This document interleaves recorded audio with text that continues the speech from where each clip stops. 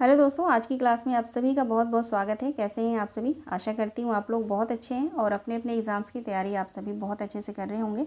तो जैसा कि आप सभी को पता है, हम जो है हिंदी नाटक यूनिट 8 है ना, यूनिट 8 हिंदी नाटक का हम MCQ सॉल्व कर रहे हैं, जिसमें जो आज जो है 5वां नाटक है, जिसमें हम अंधा युग नाटक के जो है प्रश्नोत्तरी को हम सॉल्व करेंगे। बहुत ही महत्वपूर्ण प्रश्न है सारे आप सभी की परीक्षाओं के लिए। तो आप सभी से निवेदन है कि आप जब क्वेश्चन सॉल्व करने बैठते हैं तो आप कॉपी पेन लेके बैठा करिए, ठीक है। जो क्वेश्चन आपको नहीं पता है उनको नोट डाउन आप लोग करते चलिएगा। ये मैं मान के चल रही हूँ कि आप लोगों ने जो है नाटक पढ़ लिया होगा। नहीं पढ़े हैं तो टेलीग्राम चैनल पर ज्वाइन हो जाइएगा।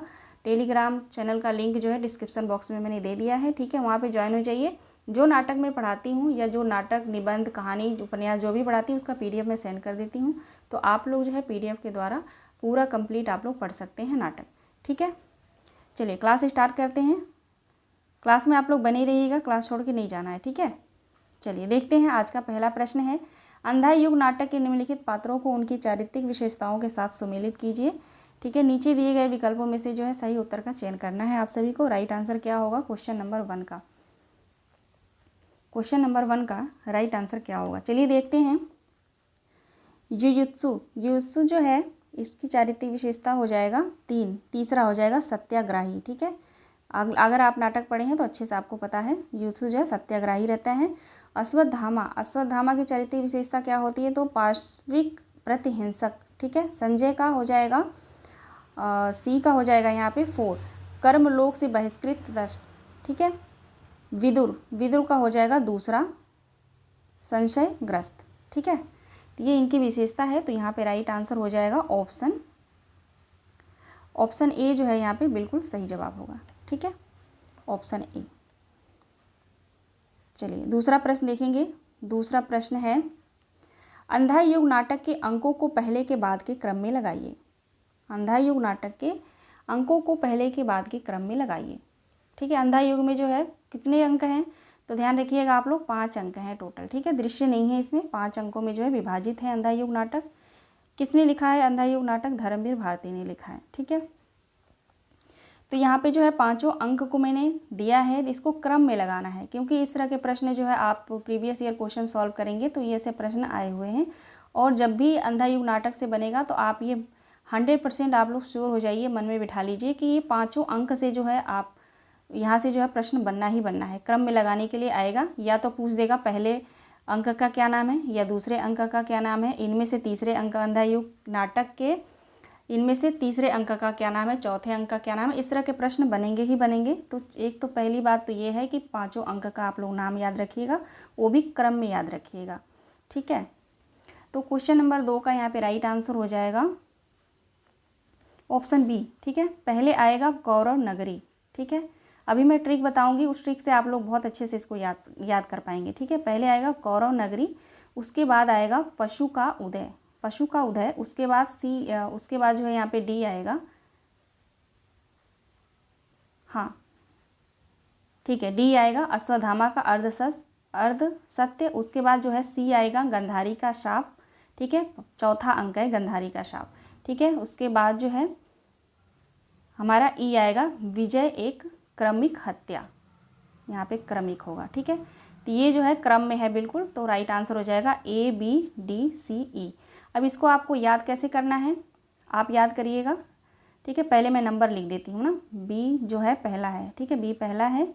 ए जो है यहाँ पे दूसरा हो जाएगा, और डी जो है तीसरा हो जाएगा, गंधारी का शाप चौथा हो जाएगा, और विजय एक क्रमिक हत्या जो है यहाँ पे 5वां हो जाएगा। 5 अंक हो गया। अब आप याद कैसे करोगे? गंधारी को लेना, क्योंकि गंधारी ही अंधा युग नाटक ही ऐसा एक नाटक है जिसमें जो एक ही पात्र, महिला पात्र है, वो है गंधारी। ओके, तो देखिए गंधारी को आप लोग लीजिएगा। गंधारी जो है, गंधारी जब कौरव नगरी में जाती है, ठीक है, गंधारी जब कौरव नगरी में जाती है तो वहाँ देखती है कि एक पशु का जो है उदय होता है, ठीक है।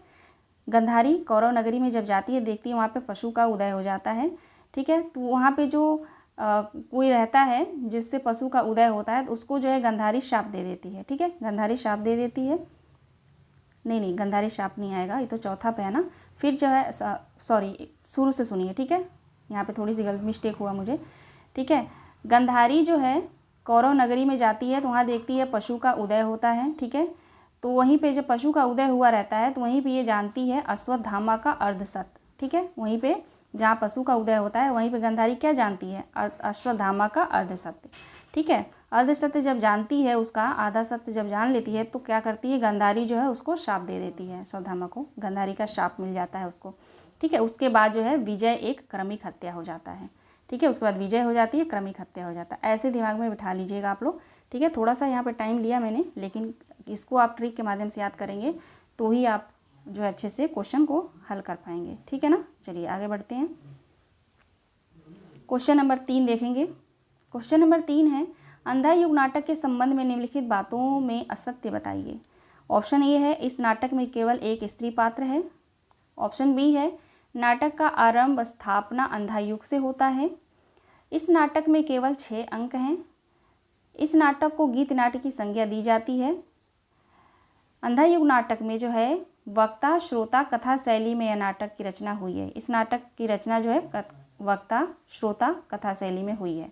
ठीक है, अब इनमें से आप सभी को बताना है कि असत्य कौन सा है। तो आप सभी को अच्छे से पता चल गया होगा, ऑप्शन सी जो है असत्य है, क्योंकि 5 अंक है, टोटल 5 अंक है, बाकी सभी जो है बिल्कुल सत्य हैं। ठीक है, तो ये आप लोग ध्यान रखिएगा। ये सभी एक एक पॉइंट जो है भूमिका से मैंने लिया है। ठीक है, आगे देखिए। चौथा प्रश्न है, टुकड़े टुकड़े हो बिखर चुकी मर्यादा, उसको दोनों ही पक्षों ने तोड़ा है। पांडव ने कुछ कुछ कम, गौरव ने कुछ ज़्यादा। ठीक है, टुकड़े टुकड़े हो बिखर चुकी मर्यादा, उसको दोनों पक्षों ने तोड़ा है। पांडव ने कुछ कुछ कम, गौरव ने कुछ ज़्यादा।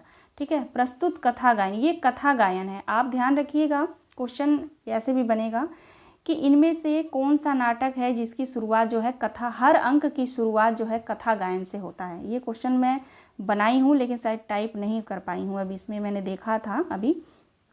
तो ये क्वेश्चन आप लोग नोट कर लीजिएगा, कॉपी पेन मैंने बोला था आप लोग लेके रखिएगा। ठीक है, तो आप ये क्वेश्चन नोट करिएगा कि इन निम्नलिखित में से कौन से नाटक की शुरुआत, हर अंक की शुरुआत जो है कथा गायन से होती है।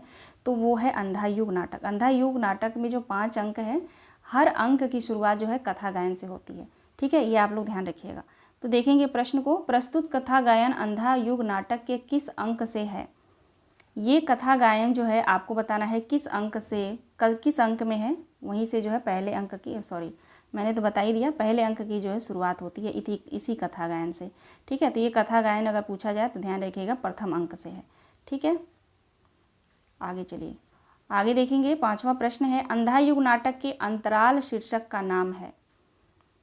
ठीक है, आप सभी को बताना है कि अंधा युग नाटक के अंतराल शीर्षक का क्या नाम है। आप सभी को पता होगा तीसरे, ठीक है ध्यान रखिएगा, तीसरे और चौथे, ठीक है, तीसरे और चौथे अंक के बीच में जो है अंतराल शीर्षक है। अब अंतराल आता है। अब यहाँ पे जो है मैंने अंतराल के जो शीर्षक हैं, जो नाम है वो मैंने पूछा है, वो आप सभी को बताना है। तो क्वेश्चन ये भी आता है, ठीक है, कि अंधा युग नाटक के जो है तीसरे और चौथे अंक के बीच में जो है क्या नाम आता है, तो अंतराल आता है। ठीक है, ये भी आप लोग ध्यान रखिएगा। तो राइट आंसर हो जाएगा यहाँ पे पंख, पहिए और पट्टियाँ। ठीक है, बिल्कुल राइट आंसर है option B. Question number C देखिएगा। क्वेश्चन नंबर सी है मंगलाचरण। यहाँ पे मंगलाचरण है, ठीक है, नारायणम नमस्कृत्य नरम चैव नरोत्तम, ठीक है, देवीम सरस्वतीम व्यासम ततो जय मुदीयता। ठीक है, प्रस्तुत मंगलाचरण से अंधा युग नाटक के किस अंक की शुरुआत होती है। ठीक है, मंगलाचरण भी आता है। तो इस मंगलाचरण से जो है किस नाटक की शुरुआत होती है, आप सभी को बताना है। राइट आंसर क्या होगा, प्रथम अंक से। ठीक है, प्रथम अंक ऑप्शन ए बिल्कुल राइट आंसर होगा। इस मंगलाचरण से जो है प्रथम अंक की शुरुआत होती है।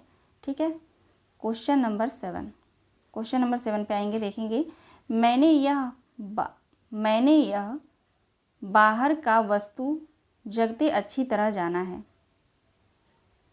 कुछ मिस्टेक है यहाँ पे, 1 मिनट होल्ड करिएगा आप लोग। मैं जो क्वेश्चन लिखी हूँ मैं देखूँ एक बार, थोड़ा सा मुझे, मैंने यह बाहर का वस्तु जगत अच्छी तरह जाना था। ठीक है, देखेंगे। कथन है, मैंने यह बाहर का वस्तु जगते अच्छी तरह जाना था। धर्म नीति मर्यादा यह सब है केवल आडंबर मात्र। प्रस्तुत संवाद अंधा युग नाटक से किस पात्र का है?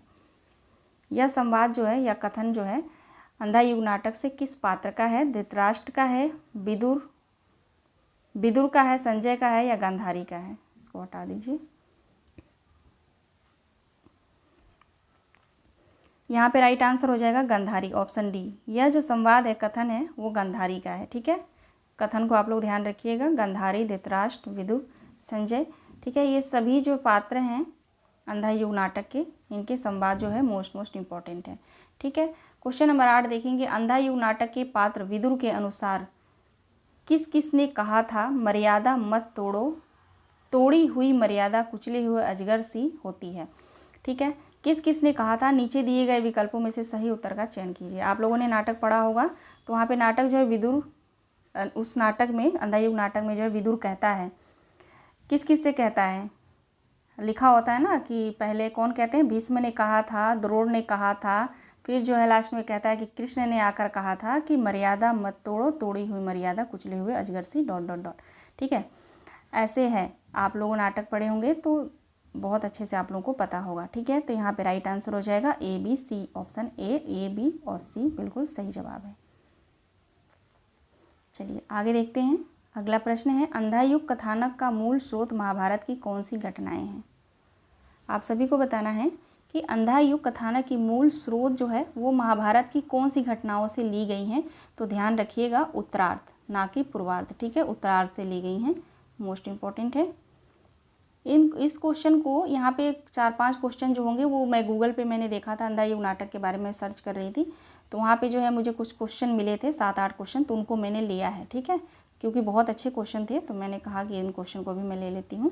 ठीक है, अंधा युग नाटक में कितने अंक हैं? तो आप सभी को पता है 5 अंक हैं। ठीक है, अंधा युग का चौथा अंक क्या है? आप सभी को बताना है अंधा युग नाटक के चौथे अंक का क्या नाम है? तो गांधारी का श्राप। ठीक है, गांधारी का श्राप जो है चौथा अंक है। ठीक है, चलिए आगे देखते हैं। अगला प्रश्न है, अंधा युग का प्रकाशन वर्ष कब हुआ था? तो आप सभी को पता है, ऑप्शन डी राइट आंसर होगा, 1955। अच्छा हाँ, किसी बुक में जो है कहीं पे आपको डेट जो है यहाँ पे अंधा युग नाटक का डेट जो है 1954 भी आपको देखने को मिलेगा, लेकिन जो मान्य है वो है 1955। राइट आंसर ऑप्शन डी हो जाएगा। आगे देखेंगे क्वेश्चन नंबर 13, अंधा युग किस विधा की रचना है? अंधा युग किस विधा की रचना है? काव्य है कि नाटक है, गीति नाट्य है या लोक कथा है? तो आप सभी को पता होगा, ऑप्शन सी राइट आंसर, गीति नाट्य है अंधा युग। ठीक है, जिनको नहीं पता वो नोट डाउन कर लेंगे। अगला प्रश्न देखेंगे, अंधा युग नाटक का नायक कौन है? अंधा युग नाटक का नायक कौन है? युधिष्ठिर है, अर्जुन है, अश्वत्थामा है, युत्सु है? तो यहाँ पे राइट आंसर हो जाएगा ऑप्शन सी, अश्वत्थामा जो है अंधा युग नाटक का नायक है। ठीक है, जबकि इतने पात्र हैं, इसमें से अगर ये क्वेश्चन आए जिन्होंने नाटक नहीं पढ़ा होगा वो बहुत अच्छे से बता नहीं पाएगा कि अश्वत्थामा जो है अंधा युग नाटक का नायक है, नहीं है ना? आपका दिमाग कहाँ जाएगा? या तो अर्जुन पे जाएगा, युधिष्ठिर पे, या तो कृष्ण पे।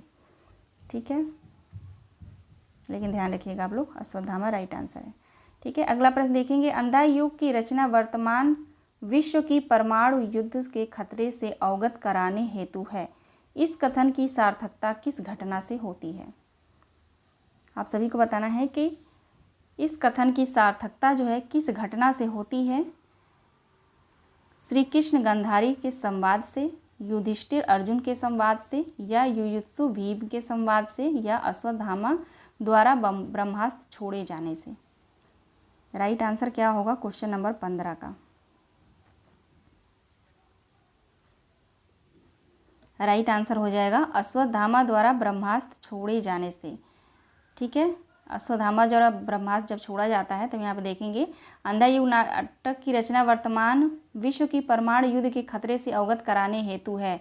इस कथन की सार्थकता किस घटना से है? तो आप लोग ध्यान रखिएगा, अश्वत्थामा द्वारा ब्रह्मास्त्र छोड़े जाने से। ठीक है, किस अंक में वर्णन है अश्वत्थामा द्वारा ब्रह्मास्त्र छोड़े जाने का? जरा आप लोग कमेंट करके बताइए। पीडीएफ को आप लोग पढ़ लीजिए और कमेंट करके ज़रूर मुझे बताइएगा आप सभी। ठीक है, कौरव पक्ष का नेक्स्ट क्वेश्चन देखेंगे, कौरव पक्ष का कौन सा योद्धा पांडवों के पक्ष में शामिल हो गया था। ठीक है, इस तरह के प्रश्न जो है कथन में भी दे सकता है कि निम्न में से कौन सा कथन गलत है। तो दे सकता है कि अंधा युग नाटक के संबंध में जो है असंगत बताइए। तो कौरव पक्ष का कौन सा योद्धा, अभी आप लोग राइट आंसर पहले बता दूं, उसके बाद मैं बताती हूँ। ठीक है, क्वेश्चन नंबर 16 का राइट आंसर हो जाएगा युयुत्सु। ठीक है, तो प्रश्न ऐसे भी आ सकता है ना वन लाइनर में, सॉरी असंगत में, कि कौरव पक्ष का कौन सा योद्धा, कौरव पक्ष का युयुत्सु योद्धा जो है पांडवों के पक्ष में शामिल हो गया था। ठीक है, तो आप पढ़े रहेंगे तभी तो आपको पता रहेगा कि शामिल था कि नहीं था। ठीक है, तभी तो संगत असंगत पहचान पाएंगे आप लोग। तो इसलिए जो है एक एक प्रश्न को आप लोग ध्यान से देखिएगा। ठीक है, प्रश्न देखेंगे अगला प्रश्न 17वां। अंधा युग नाटक के पात्र पौराणिक हैं लेकिन आधुनिक प्रासंगिकता लिए हुए हैं। यह कथन किसका है? जयशंकर प्रसाद का, शुक्ल का, धर्मवीर भारती का या डॉक्टर नगेंद्र का? अंधा युग नाटक को लेकर ज़्यादातर संवाद जो है धर्मवीर भारती का ही है, लेकिन यह संवाद किसका है आप लोग बताइए। तो कंफ्यूज नहीं होना है, बिल्कुल धर्मवीर भारती का ही है। ऑप्शन सी राइट आंसर हो जाएगा। ये बिल्कुल कहाँ से है प्रश्न? ये भूमिका से है। ठीक है, भूमिका आप पढ़ेंगे तो उसमें बिल्कुल साफ साफ दिया हुआ है। ठीक है, क्वेश्चन नंबर 18 देखेंगे। फिर क्या हुआ संजय, फिर क्या हुआ? ये प्रश्न आसान है बिल्कुल। फिर क्या हुआ संजय, फिर क्या हुआ? गंधारी कहती है संजय से। संजय जब बताता है युद्ध के बारे में। ठीक है, तो फिर कहती है फिर क्या हुआ संजय, फिर क्या हुआ? तो ये बिल्कुल आसान है, लेकिन मैंने ले लिया क्वेश्चन को। ठीक है, देखेंगे अंधा युग नाटक में पात्रों की संख्या कितनी है? आप सभी को बताना है अंधा युग नाटक में पात्रों की संख्या कितनी है। तो 16। ठीक है, 16 पात्र हैं। आगे देखेंगे क्वेश्चन नंबर 20 देखेंगे। अंधा युग नाटक का उद्देश्य है। आप सभी को बताना है अंधा युग नाटक का उद्देश्य कौन कौन से हैं इसमें से। तो सत्य की खोज तथा मर्यादा का प्रतिपादन, बिल्कुल सही है। युग बोध और मानव महत्व की प्रतिष्ठा, बिल्कुल सही है। कर्मवाद की प्रतिष्ठा, ये भी सही है। उपरोक्त, ये भी सही है। मतलब ऑप्शन डी बिल्कुल सही है, उपरोक्त में से सभी। ठीक है, सभी उद्देश्य जो है आप लोग ध्यान रखेंगे। आगे देखेंगे क्वेश्चन नंबर 21। वंचक परात्पर कहा गया है। वंचक परात्पर जो है किसे कहा गया है? अश्वत्थामा को, कृष्ण को, विदुर को या युत्सु को? राइट आंसर क्या होगा? वंचक परात्पर किसे कहा गया है? तो कृष्ण को कहा गया है। किसने कहा है ये आप लोग कमेंट करके बताइएगा। कृष्ण को जो है वंचक किसने कहा है? आगे देखेंगे क्वेश्चन नंबर 22। कौरव पक्ष से जीवित कौन बचा था? आपको बताना है इनमें से, इन पात्रों में से जो है कौरव पक्ष से जीवित कौन बचे थे? तो सभी बचे थे ना, उपरोक्त सभी। राइट आंसर ऑप्शन डी हो जाएगा, सभी बचे थे। अश्वत्थामा, कीर्तिवर्मा, कृपाचार्य। राइट आंसर हो जाएगा ऑप्शन डी। अगला प्रश्न देखेंगे। नीचे जो है 2 कथन दिए गए हैं। ये बिल्कुल जो कथन है ये मैंने भूमिका से लिया है। ठीक है, कथन 1 देखेंगे। अंधा युग नाटक में जो दृश्य परिवर्तन या अंक परिवर्तन के समय कथा गायनों की योजना है, यह पद्धति लोक नाट्य परंपरा से ली गई है। दूसरा कथन देखिए। अंधा युग नाटक के महाभारत के 18वें दिन की संध्या से लेकर प्रभास तीर्थ के कृष्ण की मृत्यु तक का वर्णन है। ठीक है, उपरोक्त कथन के संदर्भ में निम्नलिखित विकल्पों में से सही उत्तर चुनें। कथन 1 और 2 दोनों सही है, कथन 1 और 2 दोनों गलत हैं, कि कथन 1 सही है किंतु 2 गलत है, 2 सही है किंतु 1 गलत है। इनमें से राइट आंसर क्या होगा? तो आप ज़्यादा टाइम नहीं लगाऊंगी बताने में। ऑप्शन ए बिल्कुल सही है। ये क्वेश्चन ऐसे भी पूछा जा सकता है कि किस नाटक की भूमिका से लिया गया है, किसने भूमिका लिखी है? तो धर्मवीर भारती ने। ठीक है, और भूमिका से ही मैंने कथनों पर जो है मैंने प्रश्न बनाया है। ठीक है, तो आप लोग ध्यान रखिएगा, क्वेश्चन बहुत अच्छे हैं। ठीक है, देखिए क्वेश्चन नंबर 24। इस कृति का पूरा जटिल विधान जब मेरे अंतर में उभरा तो मैं असमंजस में पड़ गया। थोड़ा डर भी लगा कि इस अभिशप्त भूमि पर पैर एक कदम रखा कि फिर बचकर नहीं लौटूंगा। अंधा युग नाटक के संदर्भ में यह कथन किस आलोचक का है? अंधा युग नाटक के संदर्भ में यह कथन किस आलोचक का है? आप सभी को बताना है। राइट आंसर हो जाएगा धर्मवीर भारती, भूमिका से ही है। ठीक है, भूमिका मोस्ट इम्पोर्टेंट है, आप लोग पढ़ लीजिएगा। ठीक है ना। चलिए, शायद पीडीएफ में मैंने भूमिका नहीं लिया है। ठीक है, भूमिका मैं भेज दूंगी। ठीक है, आप लोग भूमिका भी पढ़ लीजिएगा, मोस्ट इम्पॉर्टेंट है। किसी भी नाटक, उपन्यास, कहानी अगर पढ़े तो उसकी भूमिका आप लोग ज़रूर पढ़िए। ठीक है, देखेंगे अंधा युग नाटक किसी विशिष्ट अथवा युग विशेष का घोतक न होकर अतीत, वर्तमान और भविष्य को एक साथ अपने में समाये हुए है। अतः कुंठा, हताशा, रक्तचाप, घृणा, प्रतिशोध, विकृति, मूल्यहीनता, षड्वादिता और सर्वव्यापी सूचीबद्ध अंधकार का संगत और सार्थक बिंब का प्रतीक है। नाटक के संबंध में यह कथन किसका है? धर्मवीर भारती का, रामचंद्र तिवारी का, जयदेव तनेजा का या रामचंद्र शुक्ल का? ये तिवारी होगा। तो देखिए यहाँ पे जो ये कथन है, ध्यान रखिएगा आप लोग, जयदेव तनेजा का है। ठीक है, अंधा युग नाटक का जो इस संवाद है यह है जयदेव तनेजा का। ठीक है ना, तो इसको आप लोग ज़रूर लिख लीजिएगा। क्वेश्चन नंबर 26 देखेंगे, अंधा युग नाटक के पात्र धृतराष्ट्र का कथन है। ठीक है, धृतराष्ट्र का कथन कौन कौन सा है ये आप सभी को बताना है। नीचे दिए गए विकल्पों में से सही उत्तर का चयन करें। केवल ए बी ई सही है, केवल बी ए बी सी सही है, या बी सी डी सही है, या सी डी ई सही है।